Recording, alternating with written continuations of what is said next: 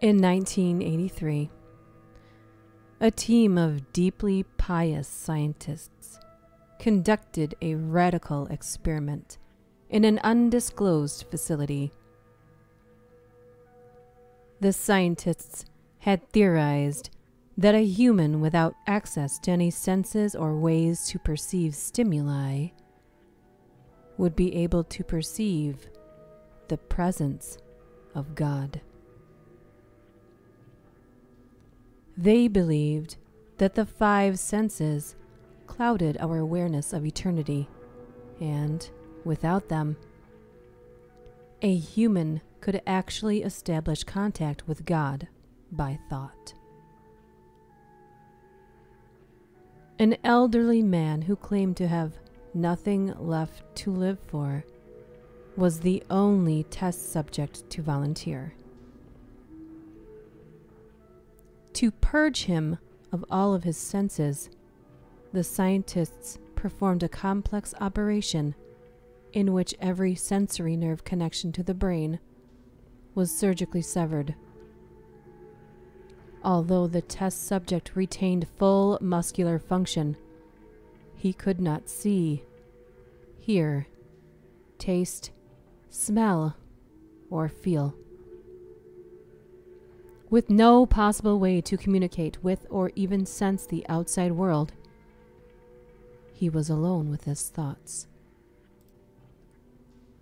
Scientists monitored him as he spoke aloud about his state of mind in jumbled, slurred sentences that he couldn't even hear.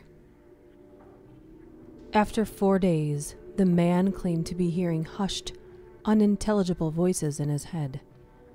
Assuming it was an onset of psychosis, the scientists paid little attention to the man's concerns. 2 days later, the man cried that he could hear his dead wife speaking with him, and even more, he could communicate back.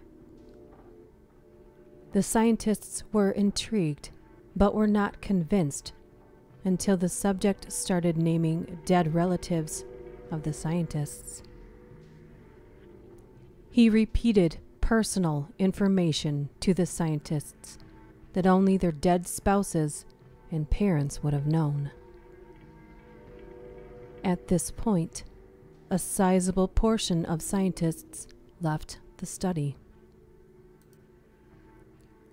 After a week of conversing with the deceased through his thoughts, the subject became distressed, saying the voices were overwhelming.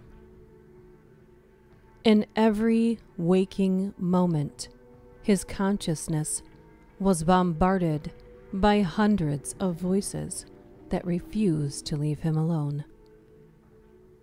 He frequently threw himself against the wall, trying to elicit a pain response.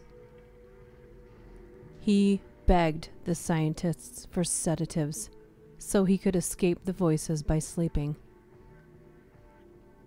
This tactic worked for 3 days, until he started having severe night terrors. The subject repeatedly said that he could see and hear the deceased in his dreams.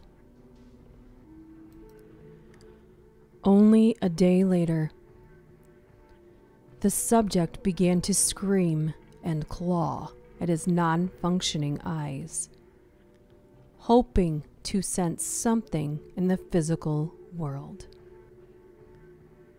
The hysterical subject now said the voices of the dead were deafening and hostile, speaking of hell and the end of the world. At one point he yelled, "No heaven, no forgiveness," for 5 hours straight. He continually begged to be killed, but the scientists were convinced that he was close to establishing contact with God. After another day, The subject could no longer form coherent sentences. Seemingly mad, he started to bite off chunks of flesh from his arm. The scientists rushed into the test chamber and restrained him to a table so he could not kill himself. After a few hours of being tied down, the subject halted his struggling and screaming.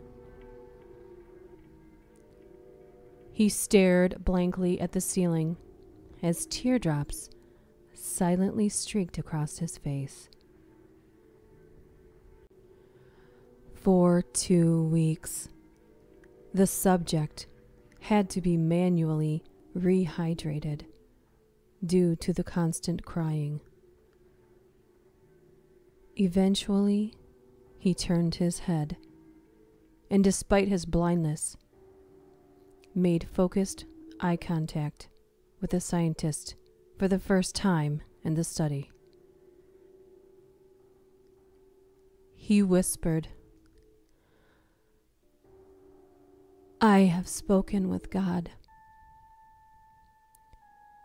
and He has abandoned us." At this point, his vital signs stopped, with no apparent cause of death.